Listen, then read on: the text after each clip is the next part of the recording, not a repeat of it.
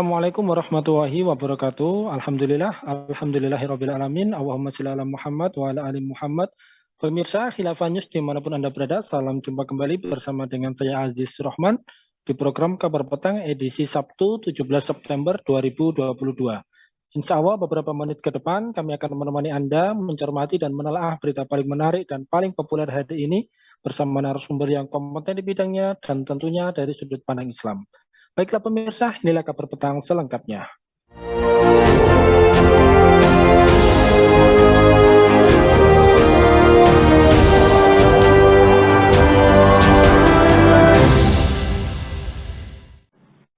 Pemirsa, keberadaan partai politik di Indonesia sejauh ini belum banyak berkontribusi pada kesejahteraan rakyat dan pola kepemimpinannya masih patronasi atau bertumbuh pada figur tertentu sebagai pimpinan utamanya. Kata William Liddell, seorang ilmuwan asal Amerika Serikat, pakar tentang perpolitikan Indonesia.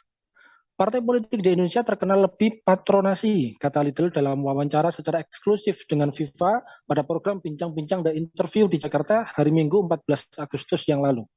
Yang paling penting bagi partai politik dan juga pimpinannya adalah supaya ekonomi pribadinya maju, dipuaskan, katanya.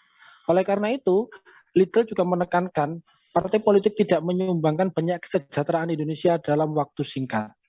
Nah, pemirsa, betulkah argumentasi dari William Liddell tersebut? Bagaimanakah track record partai politik di Indonesia saat ini? Apakah kriteria partai politik yang ada ini pro rakyat? Pemirsa, untuk membahasnya kami telah terhubung dengan anggota Himpunan Intelektual Muslim Indonesia atau HILMI. Beliau adalah Bung Rian. Kita sapa dulu beliau. Assalamualaikum warahmatullahi wabarakatuh, Bung Rian. Waalaikumsalam warahmatullahi wabarakatuh. Alhamdulillah, bagaimana nih kabarnya ini, Bung Rian? Sehat, Bung? Sehat, alhamdulillah, semangat. Alhamdulillah, luar biasa. Baik, langsung saja nih, Bung. Menurut Anda ini, apakah keberadaan partai politik di Indonesia sejauh ini belum banyak berkontribusi pada kesejahteraan rakyat? Sebagaimana pernyataan dari Profesor Emeritus dari Ohio State University, yakni William Liddell tadi. Ya, bismillahirrahmanirrahim. Assalamualaikum warahmatullahi wabarakatuh. Waalaikumsalam. Pertama, kalau kita lihat apa yang dinyatakan oleh Profesor William Liddell, sebenarnya memang itu terkonfirmasi ya di dalam fakta, gitu ya. Fakta yang paling baru saya kira itu adalah sebagaimana kita ketahui hari ini kita sedang dihadapkan pada dua isu yang sangat sensitif ya. Kalau ini kaitannya nanti dengan kepekaan, yaitu apa? Ketika pemerintah ya menaikkan harga BBM dan belakangan ini ya itu adalah kemudian menghapus listrik ya dengan 450 kWh itu sebenarnya menunjukkan apa namanya pemerintah sekaligus para partai politik yang ada gitu ya itu tidak peka terhadap apa yang kemudian dirasakan oleh rakyat, sehingga kalau ada jargon yang mengatakan partainya wong cilik ya maka kemudian justru pada konteks ini ya tidak kemudian membela orang cilik tadi, orang-orang kecil gitu ya, bahkan kemudian justru menyumbang kalau menurut saya apa namanya tingkat atau meningkatkan angka kemiskinan ya yang sangat luar biasa, dan saya kira BLT bukanlah solusi ini apa namanya gatal saja, setelah itu kemudian gatal lagi gitu kira-kira itu saya kira. Jadi apa yang disampaikan oleh William Liddell dalam konteks kekinian saya kira itu terkonfirmasi. Justru yang terjadi adalah partai itu bersama dengan pemerintah tentu saja ya, karena mereka adalah bagian dari kekuasaan, malah melakukan pemiskinan terhadap rakyat kalau menurut saya. Dan inilah saya kira dosa politik yang yang mereka lakukan hari-hari ini begitu. Saya kira itu, Mas Aziz. Ya, baik. Lantas kemudian kalau Anda melihatnya lebih jauh lagi, ya, ini bisa dijelaskan ini bagaimana realitas visi dan pola kepemimpinan dari partai politik saat ini yang ada.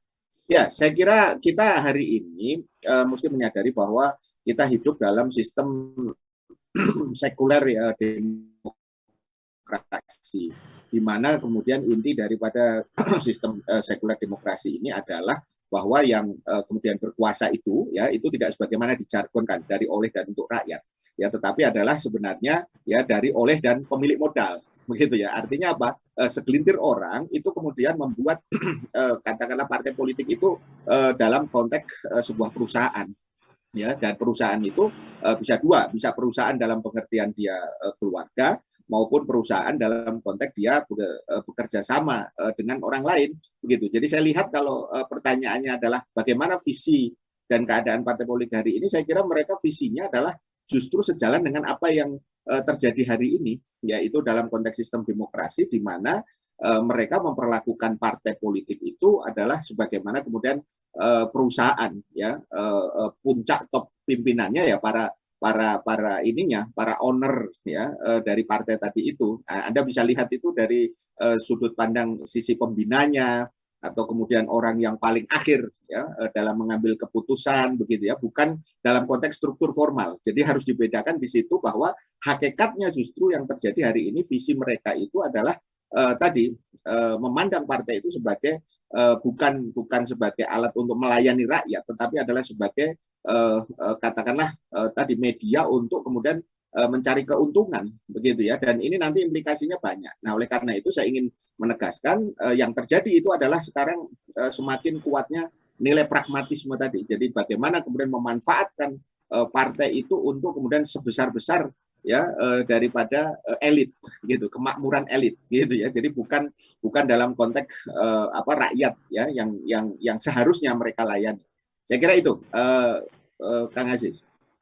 Ya baik, lantas kemudian sebagaimana yang sedikit Anda singgung tadi, dan juga kalau kita melihat dan mencermati kondisi partai politik sekarang, ini mohon tanggapan dari Anda ini Bung, terutama terkait yang banyak di antara mereka tidak aspiratif. Jadi keinginan-keinginan dari masyarakat ini tidak disampaikan begitu, dan bahkan banyak di antara mereka juga yang tersandung kasus korupsi. Ini seperti apa ini? Mohon tanggapannya. Ya, saya kira itu konsekuensi logis aja. Jadi itulah fakta ketika kemudian partai itu diposisikan sebagai kendaraan politik dalam konteks kepentingan ekonomi tadi itu, kepentingan untuk meraih istilahnya keuntungan yang sebesar-besarnya. Kita tahu misalnya sebagai contoh saja di dalam konteks perpolitikan Indonesia, maka kalau tadi kita bicara tentang mahalnya ya biaya politik, maka partai itu sendiri itu adalah bagian daripada kos yang harus dikeluarkan, karena membentuk partai ya dengan seluruh persyaratan-persyaratan mengikuti undang-undang partai politik itu juga tidak murah. Artinya yang bisa membuat partai dalam pengertian yang sempurna bukan partai-partean, nah gitu ya. Artinya yang dia memiliki pengurus dari pusat, kemudian dari provinsi, kabupaten, kota, sampai kemudian kecamatan misalnya begitu, itu membutuhkan uang. Nah, pertanyaannya kan kita kemudian akan bertanya dari mana uang itu, gitu kan? Apakah murni keikhlasan daripada para pendiri tadi? Saya kira sulit untuk kemudian dikatakan seperti itu. Kenapa? Tentu ada kemudian apa yang disebut dengan dalam bahasa meminjam bahasanya Pak Mahfud itu adalah cukong-cukong politik, gitu ya. Cukong-cukong inilah yang kemudian membiayai begitu ya, sampai salah seorang misalnya saya kutip untuk sekedar contoh, partai itu ya paling tidak untuk bisa jadi partai itu ya itu 1 triliun itu saya kira tidak kurang itu dibutuhkan. Itu baru yang besarannya aja, yang lain-lain belum itu yang ada di situ. Artinya apa? Tentu wajar, tanda kutip tentu saja, ketika kemudian partai ini jadi, kemudian dia ikut pemilu, kemudian katakanlah dia mendapatkan sejumlah tempat begitu kan, baik di eksekutif maupun di legislatif, maka kemudian dia akan pasti berusaha untuk kemudian mengembalikan modal yang tadi diberikan tadi itu, gitu ya. Dengan cara apa? Itulah yang kemudian disebut dengan korupsi kebijakan. Selain korupsi anggaran, korupsi dalam konteks ini ada dibedakan dua, ada korupsi yang terkait dengan kebijakan-kebijakan yang berpotensi untuk kemudian mereka korup, dan korupsi anggaran itu sendiri. Nah, dari sinilah kemudian perputaran atau katakanlah siklus lingkaran setannya terjadi. Jadi mereka kemudian mendapatkan keuntungan dengan kebijakan-kebijakan yang korup, mereka kemudian korup, ya. Ketika korup gak ketahuan, gitu ya, mereka putar lagi itu untuk investasi 5 tahunan yang kemudian terjadi hari ini. Dan itulah sebenarnya fakta yang kemudian terjadi. Jadi saya kira jangan bicaralah tentang masalah kesejahteraan rakyat ya, karena mereka sedang berpikir tentang kesejahteraan mereka sendiri. Jadi kalau bahasanya secara secara mungkin satir, kita akan katakan cukuplah rakyat yang diwakili kesejahteraannya gitu. jadi bukan rakyat itu sendiri yang sejahtera, tapi diwakili oleh wakil-wakilnya, dan wakil-wakilnya itulah yang dari partai-partai politik tadi itu yang berbiaya mahal tadi itu. Saya kira itu, Kang Aziz. Ya baik, lantas kemudian ini mohon juga dijelaskan ini bagaimanakah kepercayaan publik ya, terutama pada demokrasi untuk saat ini. Apakah partai politik di Indonesia ini kurang rakyat sehingga kemudian mempengaruhi tingkat kepercayaan publik terhadap partai politik? Ya, saya kira kalau kita bicara tentang public trust hari ini, kita bisa melihat ya dari berbagai survei, berbagai kemudian penelitian, ya semakin menunjukkan bahwa kepercayaan publik terhadap partai itu saya kira semakin menurun, begitu ya. Contoh sekali lagi yang paling baru ini adalah bagaimana kemudian DPR misalnya ya sebagai tempat ngumpulnya ya, para tadi wakil-wakil partai politik tadi itu tidak sensitif ketika kemudian rakyatnya itu berdemo ya karena protes gitu ya, mereka malah justru asik untuk merayakan ulang tahun ketua DPR-nya. Ini contoh saja betapa bahwa secara pribadi pun mereka kemudian tidak peka terhadap apa yang kemudian terjadi dari para konstituen mereka. Jadi saya ingin mengatakan di dalam demokrasi ini rakyat menjadi korban gitu ya. Jadi korban dalam pengertian mereka dijadikan sebagai legitimasi, tapi ketika pengambilan keputusan, ya mereka tidak pernah kemudian diikut sertakan, dan kemudian yang kedua mereka menjadi objek daripada kebijakan ini. Nah, jelas dalam konteks ini kita bisa melihat bagaimana contoh sekali lagi yang ingin saya sampaikan, keputusan bersama antara pemerintah dengan anggota-anggota DPR yang hari ini terkait dengan kenaikan BBM dan juga penghapusan tadi listrik yang 450 kWh itu menunjukkan tadi pengkhianatan terhadap rakyat, kezoliman yang luar biasa terhadap rakyat. Saya kira ini yang kemudian tidak boleh dibiarkan. Artinya apa? Jangan bicara tentang masalah public distrust atau social distrust, justru yang terjadi itu adalah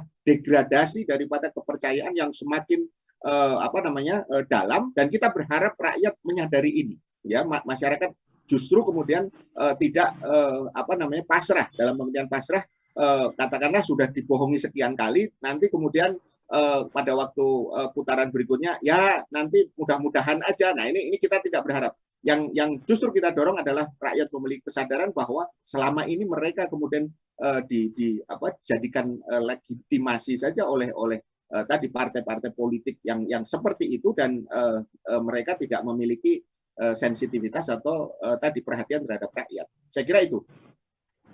Ya baik Bung Rian, terakhir Bung, lantas kemudian kira-kira bagaimana cara membangun partai politik yang ideal ya menurut kacamata Islam, serta bagaimana agar partai politik tersebut ini mampu mendekati hati rakyat, kemudian menyerap aspirasinya dan memperjuangkan hak-hak dari rakyat. Ya, kalau kita lihat ya secara dasar hukum ya di dalam surah Ali Imran 104 ya, wal takum minkum ummatun yad'una ilal khair wa ya'muruna bil ma'ruf wa yanhauna 'anil munkar wa ulaika humul muflihun. Ya, harus ada di tengah-tengah kalian ya satu kelompok ya yang kemudian mereka melakukan dua hal. Satu adalah melakukan yad'una ilal khair, menyeru kepada kebaikan, di dalam konteks ini adalah Islam. Yang kedua itu adalah melakukan amar ma'ruf nahi munkar. Nah, dalam konteks ini saya ingin mengatakan bahwa amar ma'ruf nahi munkar yang paling besar itu adalah kepada penguasa.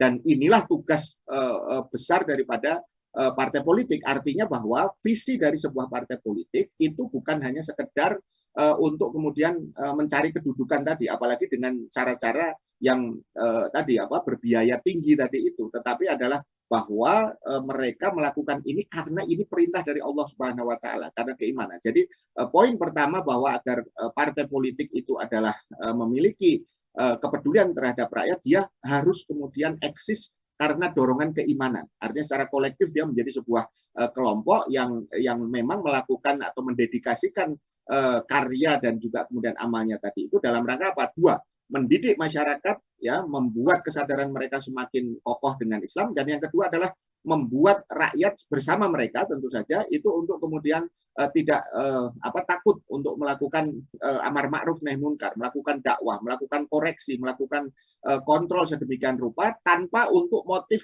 sebagaimana yang terjadi pada demokrasi, yaitu hanya untuk sekedar saya sering katakan sebagai sirkulasi elit, ya. Beberapa pengamat justru mengatakan bahkan bukan sirkulasi elit tapi sirkus politik gitu ya. Jadi hanya sekedar kemudian mereka bertukar peran dalam konteks menzolimi rakyat. Nah, ini yang saya kira tidak boleh terjadi. Nah, yang ketiga tentu saja itu semua akan bisa manakala kemudian sistemnya itu adalah dengan konteks sistem yang Islam. Karena dalam konteks sistem Islam mendirikan maupun mengembangkan satu partai politik sekaligus menggunakan partai politik itu untuk melakukan pencerdasan masyarakat itu tidak akan terbelenggu dengan biaya yang besar. Karena selain itu adalah merupakan sebuah ibadah karena merupakan tuntutan daripada keimanan seorang muslim atau sekelompok muslim, itu juga merupakan bagian daripada menjaga agar sistem Islam yang kafah itu kemudian benar-benar senantiasa akan bisa terjaga, begitu ya. Jadi saya kira poinnya di situ agar kemudian nanti partai politik itu tidak terjerembab bahkan terbelenggu dalam pusaran korupsi tadi itu. Maka konteksnya partai politik itu harus diletakkan dalam sistem Islam, bukan sistem demokrasi yang korup tadi itu. Saya kira itu, Kang Aziz. Ya baik Mas Awa, ini penjelasan yang luar biasa ini. Syukran wa jazakumullahu khairan kasiron. Terima kasih kepada Bung Rian ini atas penjelasannya dan juga terima kasih telah hadir di Kabar Petang pada edisi kali ini. Insya Allah nanti kita ketemu lagi di lain waktu dan lain kesempatan. Semoga Anda dan keluarga sehat selalu dalam lindungan Allah Subhanahu wa taala. Assalamualaikum warahmatullahi wabarakatuh, Bung Rian. Waalaikumsalam warahmatullahi wabarakatuh. Baik pemirsa, demikianlah Kabar Petang pada edisi kali ini. Semoga Anda mendapatkan banyak manfaat dari acara kami. Jangan lupa saksikan kami pekan depan di jam dan channel yang sama. Dan jangan lupa juga like, comment, share, subscribe, serta klik tekan tombol loncengnya agar tidak ketinggalan update terbaru dari Khilafah News. Karena hanya di sinilah Anda akan mendapatkan informasi aktual, terpopuler, dan tentunya dari sudut pandang Islam. Akhirnya saya Aziz Rahman beserta seluruh kru yang bertugas undur diri. Wassalamualaikum warahmatullahi wabarakatuh.